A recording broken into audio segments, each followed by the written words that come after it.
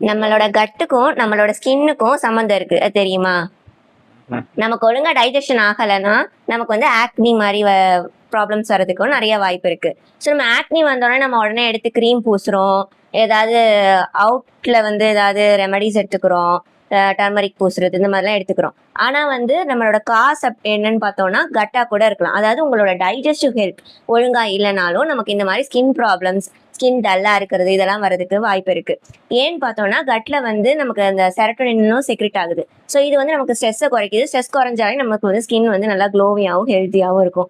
அதே மாதிரி நம்மளோட கட்ல இருக்க குட் பாக்டீரியாஸ் வந்து அழியும் போதும் நமக்கு வந்து ஆக்னிஸ் வர வாய்ப்பு இருக்கு. ஏன்னா அதனால வந்து நம்மளோட நல்ல டைஜஷன் இருந்தால் நம்ம உடம்புல வந்து இன்ஃப்ளமேஷன் எல்லாமே குறைஞ்சிரும். நம்ம உடம்புல வர பாதி ப்ராப்ளம்க்கு காரணமே வந்து இன்ஃப்ளமேஷன் உள்ள இருக்கிறது தான். ஸோ அந்த இன்ஃப்ளமேஷனால தான் நமக்கு வந்து ஆக்னியும் வருது. ஸோ அதனால கட்டை வந்து டைஜஷன் சிஸ்டத்தை வந்து நம்ம ஒழுங்கா கேர் பண்ணிக்கிட்டோம்னா நமக்கு ஸ்கின் கூட க்ளோவா இருக்கிறதுக்கு வாய்ப்பு இருக்கு. இந்த மாதிரி யூஸ்ஃபுல்லான கண்டென்ட்டுக்கு நம்ம சேனலை சப்ஸ்கிரைப் பண்ணுங்க.